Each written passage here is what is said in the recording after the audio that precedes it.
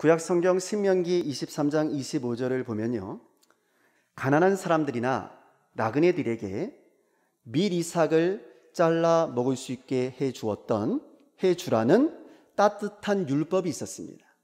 가난한 사람들이 배고파할 때에 밀 이삭을 잘라 먹을 수 있도록 해주라는 것이었죠. 그래서 오늘 본문 말씀을 보시면 예수님의 제자들은 밀밭 사이를 지날 때 밀 이삭을 잘라서 먹었던 겁니다. 그러니까 훔친 게 아니었어요. 자, 그렇지만 문제가 있었습니다. 문제는 뭐냐면 하필이면 그날이 안식일이었다는 거죠. 왜냐하면 당시 유대 사회에서는 안식일에는 절대로 추수를 하지 못하도록 하고 있었기 때문입니다. 유대 전통의 탈무드에 의하면 손으로 밀을 따는 것은 추수 행위를 하는 것이었고요, 손으로 비벼서 까는 것은 탈곡 행위였습니다. 그러니 안식일에 밀 이삭을 잘라 먹었던 이 제자들의 행위는 율법에 정통한 바리새인들이 볼 때는 안식일을 범한 아주 잘못된 행위였던 것이죠. 그래서 바리새인들이 예수님께 이렇게 항의를 합니다. 보시오, 당신의 제자들이 안식일에 하지 못할 일을 하나이다. 그러니까 당신의 제자들이 지금 안식일을 어기고 있다는 거예요. 그러나 예수님께서는 그들의 항의에 대해서 이렇게 말씀을 하십니다. 본문 3절과 4절 말씀입니다. 같이 읽겠습니다. 예수께서 이르시되 다윗이 자기와 그 함께한 자들이 시장할 때에 한 일을 읽지 못하였느냐? 그가 하나님의 전에 들어가서 제사장 외에는 자기나 그와 함께한 자들이 먹어서는 안 되는 진설병을 먹지 아니하였느냐? 네. 예수님께서는 바리새인들이 가장 존경하는 왕 다윗의 예를 들어서 그들의 주장을 반박하십니다. 너희가 가장 존경하는 그 다윗 왕도 함께한 사람들이 배가 고파서 줄였을 때는, 그때는 하나님의 전에 들어가서 제사장 외에는 먹어서는 안 되는 진설병을 자신뿐만 아니라 자신과 함께하는 사람들까지 다 먹게 하지 않았냐 라는 겁니다. 다윗도 그렇게 했다는 거예요. 그러니까 어쩔 수 없는 상황에서는 다윗 왕도 제사장이 아니었음에도 불구하고 제사장만 먹을 수 있는 진설병을 먹었다는 거예요. 그러나 성경은 그 일에 대해서 아무런 책망도 하고 있지 않다는 거죠. 그럼 실제로 성경을 보면 다윗이 잘못했다라고 기록하지 않아요, 성경은. 그러면 여러분, 지금 예수님께서는 무엇을 말씀하고 계시는 걸까요? 율법을 지킬 필요가 없다는 걸까요? 아니요. 여러분, 예수님은 지금 그것을 말씀하시는 것이 아닙니다. 예수님께서는 형식적으로 만들어 놓은 안식일 규정을 지키기 위해서 더 중요한 안식일의 본질을 놓치지 말라는 거예요. 원래 하나님께서 이스라엘에게 율법을 주신 그 본래의 목적이 율법의 조항 하나하나보다 훨씬 더 중요하다는 거죠. 그러니까 율법을 지키려면 제대로 지키라는 거예요, 제대로. 율법의 본질이 그 내용보다도 훨씬 더 중요하다는 겁니다. 그러면 하나님께서 이스라엘에게 주신 그 율법의 본질, 그 이유가 무엇이었을까요? 그 이유는요, 아주 간단합니다.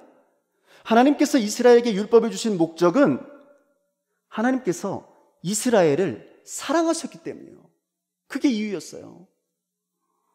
이스라엘을 사랑하신 하나님께서 이스라엘 백성들을 위하여 그들이 하나님의 백성답게 잘 살 수 있도록 율법을 선물로 주신 거죠. 하나님을 사랑하고 이웃을 사랑하라고 말입니다. 그것이 행복의 길이요, 축복의 길이라고 말이죠.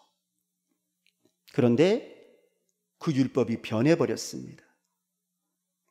하나님을 사랑하는 것이 목적이 아니라 그 제사의 각종 형식들을 지키는 것이 목적이 되어버렸고요. 그래서 사람을 사랑하고 사람을 살리는 율법이 아니라 오히려 사람을 힘들게 하는 율법으로, 사람을 얽매이게 하는 율법으로 변질되어 버린 겁니다. 여러분, 원래 하나님이 주신 율법에는요, 안식일에 이삭을 잘라 먹지 말라는 규정은 없었습니다. 그럼 그 규정은 어디서 생긴 걸까요? 그것은 훗날에 바리새인들과 율법학자들이 안식일을 기억하여 거룩하게 지키라는 이 10계명의 말씀을, 그리고 안식일에는 아무런 일도 하지 말라고 하는 율법의 말씀을 후대에 가서 자신들이 확대 해석해서 만들어 놓았던, 사람이 만든 규정이었어요. 그들은 안식일에 하지 말아야 할 조항을요, 무려 39개나 만들었고요. 그 중에 하나가 안식일에 이삭을 잘라 먹어서는 안 된다라는 거였어요. 그러니까 하나님이 이스라엘에게 주신, 안식일을 주신 그 원래 목적과는 전혀 상관없이 안식일에 대한 수많은 조항들이 후대에 생겨났던 것이고요. 그러한 조항들은 이스라엘 백성들을 자유롭고 평안하게 쉬게 해주는 것이 아니라 오히려 사람들을 지치게 하고 힘들게 하고 있었던 겁니다. 원래 하나님께서 주신 안식일법은 이스라엘 백성들에게 쉼과 안식을 선포하신 자유의 법이요, 해방의 법이었는데 말입니다. 하나님은요, 좀 쉬라는 것이었어요. 하나님의 사랑하는 백성들, 이스라엘 백성들, 너희들이 이제 너무 일을 많이 했으니 안식일에는 이제 일하지 말고 좀 쉬라는 거죠. 이것은 이스라엘 백성을 사랑하신 창조주 하나님의 명령이었습니다. 안식일에는 일하지 말고 좀 쉬면서 하나님을 기억하며 인간답게 좀 행복하게 살라고 말이죠. 일만 하면서 힘들게 살지 말고 좀 행복하게 살라고. 그래서 안식일법에 의하면요, 주인들은 자신의 종들에게도 일주일에 하루는 무조건 쉬게 해 주어야 했던 겁니다. 왜냐하면 하나님의 명령이니까. 주인들만 쉴 게 아니고 종들도 쉬게 해주라는 거예요. 노예들도 쉬게 해주라는 거예요. 이게 안식일법이에요. 하나님께서는 적어도 일주일에 하루 정도는 모든 사람들이 함께 인간다운 삶을 살 수 있도록 쉬라는 거예요. 그리고 또 다른 사람들도 쉬게 해주라는 겁니다. 그래서 안식일법의 본질은 사람을 살리는 법이요, 자유의 법이요, 인간 존중의 법이었던 것입니다. 할렐루야. 그러므로 안식일이 중요했던 이유는요, 사실은 사람이 소중했기 때문입니다. 믿습니까? 사람이 소중했기 때문이에요. 예수님께서 이에 대해서 마가복음 2장 27절에서 아주 분명하게 말씀해 주셨거든요. 마가복음 2장 27절 말씀 제가 읽어드릴게요. 또 이르시되 안식일이 사람을 위하여 있는 것이요 사람이 안식일을 위하여 있는 것이 아니니라. 아멘. 성경은 사람이 안식일을 위하여 있는 것이 아니라 안식일이 사람을 위하여 있는 것이랍니다. 이것이 하나님의 뜻이라는 거예요. 이것이 안식일을 우리에게 주신 하나님의 뜻이랍니다. 왜냐하면 하나님께서는 사람을 소중하게 여기시고 사람을 사랑하시기 때문에 그 사람이 행복하기를 바라시니까. 당신의 아들 예수 그리스도를 십자가에 달려서 우리 대신에 죽게 하실 정도로 우리 사람들을, 우리 하나님께서는 너무너무 사랑하시기 때문이죠.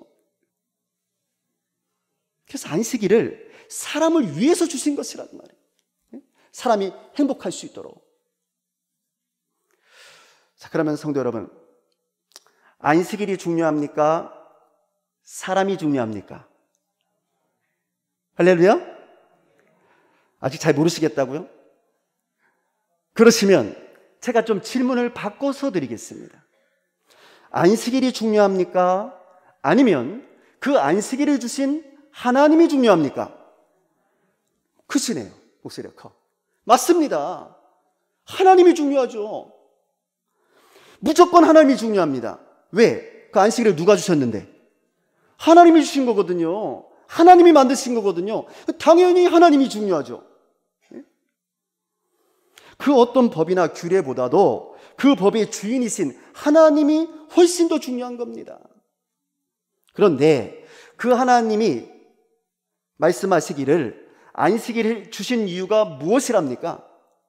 하는 거예요. 바로 누구 때문에? 사람 때문에 주셨다는 거예요. 사람을 위해서 주셨다는 거예요. 그 안식일을.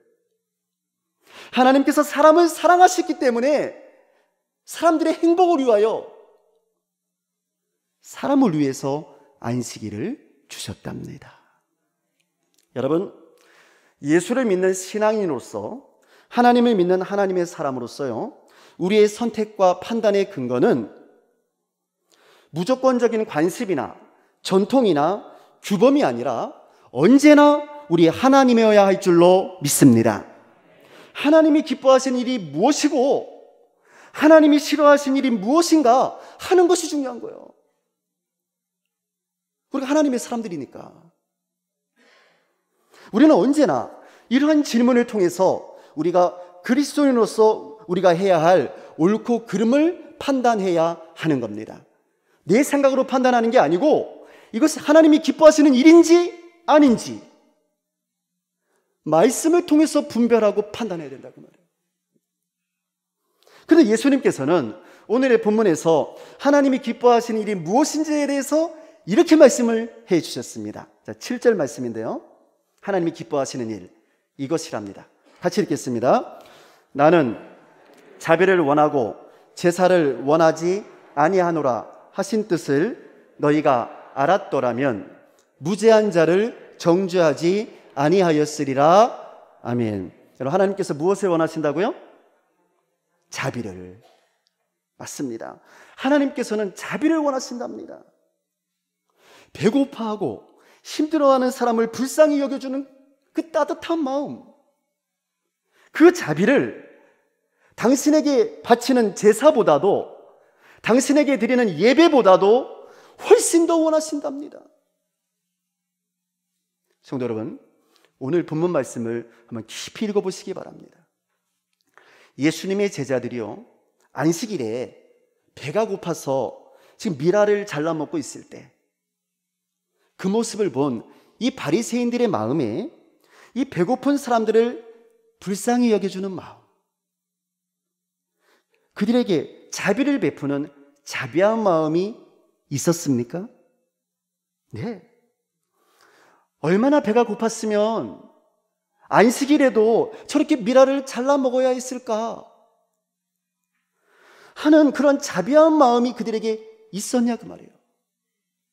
아니요. 그들에게는 그런 마음은 전혀 없었습니다. 오히려 안식일 법을 어겼다고 배고파하는 이 제자들을 비난하고 비판하면서 어떻게 그럴 수가 있느냐고 지금 예수님께 따지고 있지 않습니까?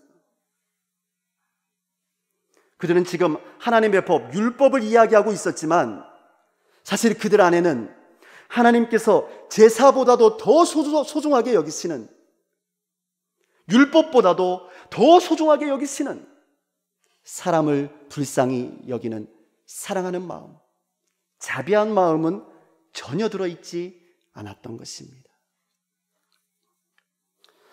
사랑하는 성도 여러분, 오늘 우리는 코로나19로 인하여서 매우 엄중하고도 위험한 시간들을 보내고 있습니다. 우리는 코로나로 인하여서 많은 시간 교회에서 대면 예배로 우리 하나님께 예배드리지 못하고 온라인으로 각 가정에서 비대면으로 예배를 드려야 했습니다.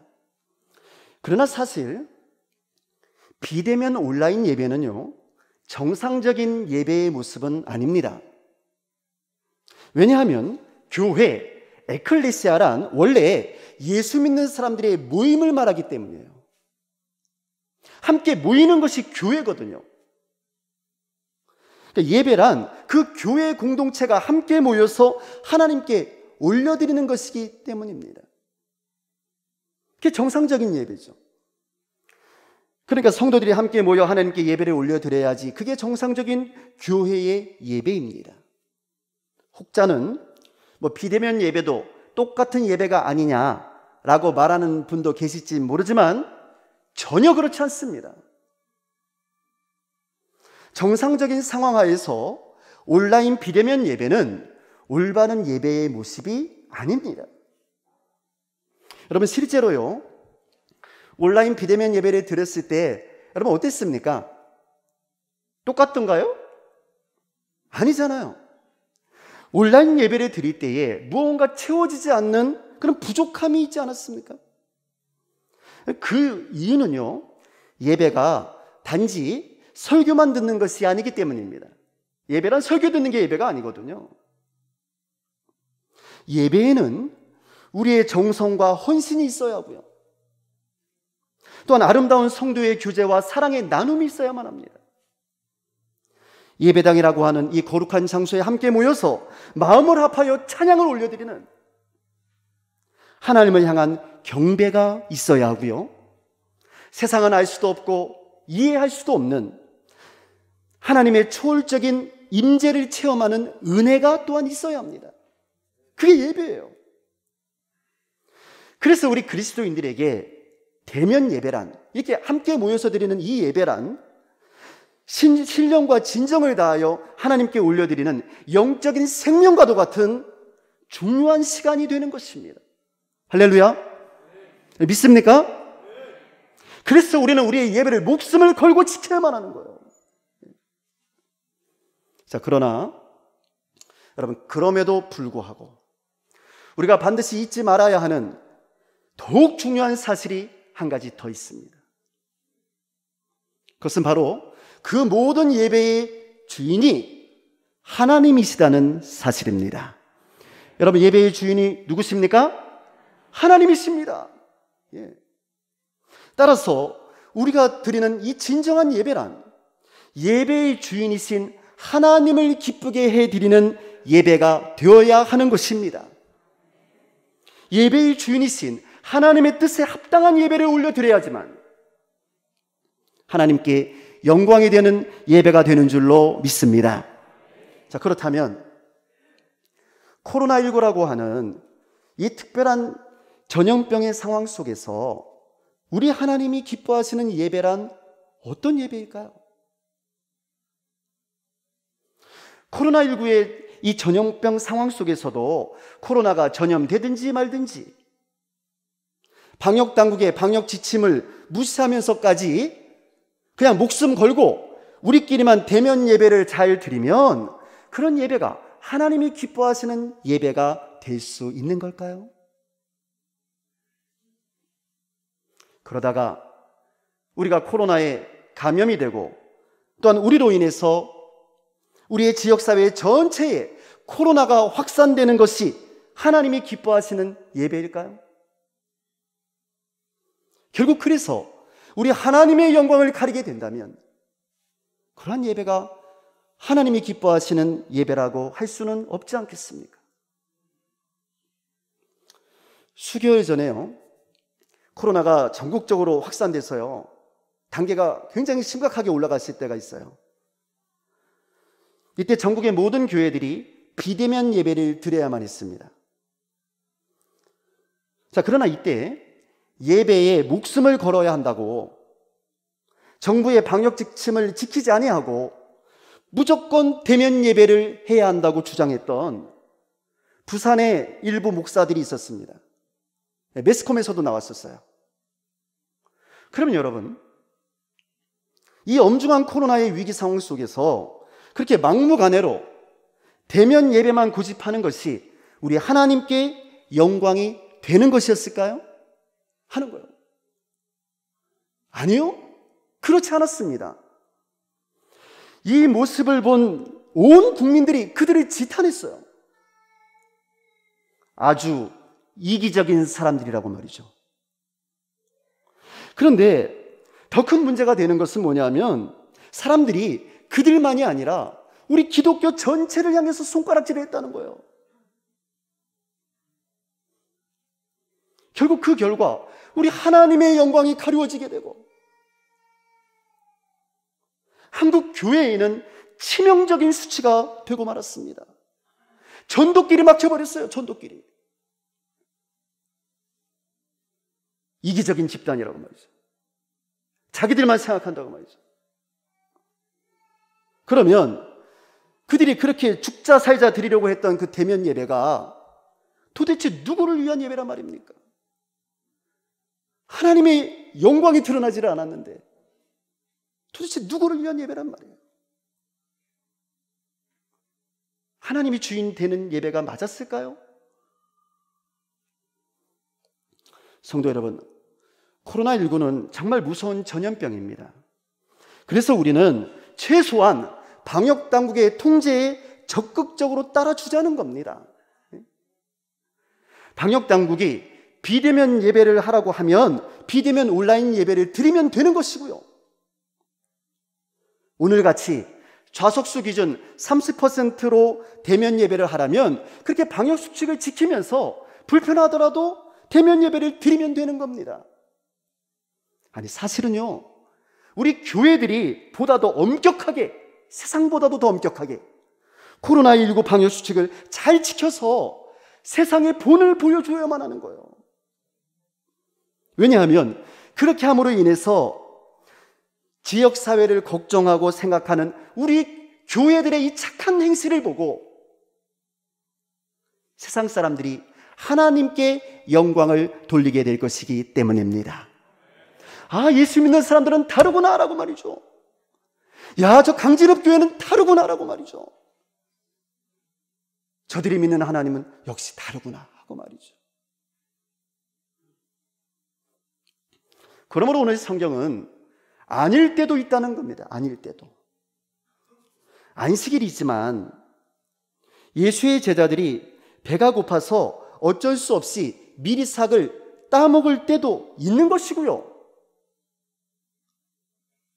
오늘날 코로나19와 같은 특별한 전염병의 상황 속에서 부득이하게 온라인 비대면 예배를 드릴 때도 있는 것이고요. 또는 오늘처럼 사회적 거리를 두기를 철저히 하면서 방역 지침을 잘 지키면서 대면 예배를 드릴 때도 있는 것입니다. 여러분, 예수님께서는요, 지금 특별한 상황을 말씀해 주고 계신 거예요. 특별한 상황을. 그러니까 어쩔 수 없는 상황을 말씀해 주고 계신 거예요.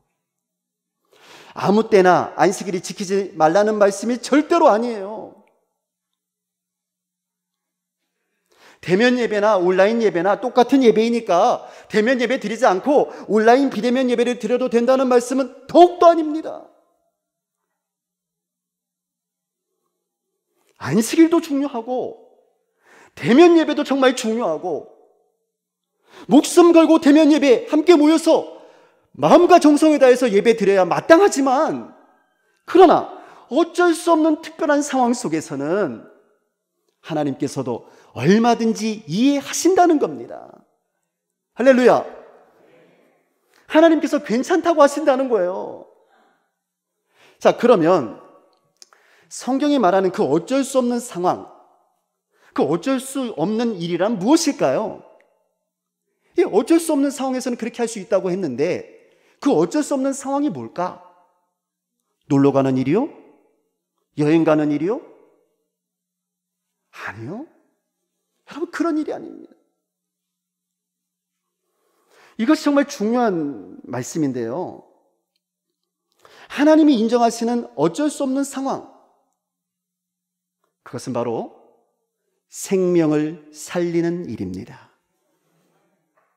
생명을 살리는 일, 그것이 어쩔 수 없는 상황이에요. 오늘 본문 마태복음 12장 7절을 보시면 나는 자비를 원하고 제사를 원하지 아니하노라 하신 뜻을 너희가 알았더라면 무죄한 자를 정죄하지 아니하였으리라 라는 이 말씀의 뜻은요, 자비로운 마음으로 생명을 살리고 사람을 소중히 여기는 일을 하나님이 가장 원하신다는 뜻입니다. 그렇게 자비로운 마음으로 사람을 살리기 위해서라면 생명을 살리기 위해서라면 그 일이 제사보다도, 그 일이 어떤 예배보다도 하나님께서 더 기뻐 받으시는 진정한 제사요, 진정한 예배가 된다는 것입니다. 할렐루야. 그러므로 생명을 살리는 일이야말로 하나님이 기뻐하시는 예배요, 하나님이 사람에게 주신 안식일의 본질인 줄로 믿습니다. 왜냐하면 하나님은 사람들을 너무나도 사랑하셔서 우리의 생명을 살리기 위해서, 우리의 영혼을 구원하시기 위해서 당신의 아들 예수를 보내사 우리를 위해 십자가에서 죽게 하시고 다시 부활하여 부활의 첫 열매가 되게 하셨기 때문입니다. 우리의 생명을 소중하게 여기셨기 때문에, 우리를 구원하시기 위해서 당신의 목숨을 버리신 것이죠. 사랑하는 성도 여러분, 지난 7년 전 2014년 4월 16일에 세월호 참사를 우리는 기억합니다. 그날 수많은 생명이 진도 앞바다에서 수장을 당하고 말았습니다. 국가가 국민의 생명을 포기해버린 비극의 날이었습니다. 수많은 헬기가 떴고요, 구조배도 눈에 보였지만 이상하게도 그들은 구명줄을 던지지를 않았습니다. 전 지금도 7년 전에 그 영상이 눈에 선합니다. 헬기는 떴는데 밧줄을 던지질 않아요.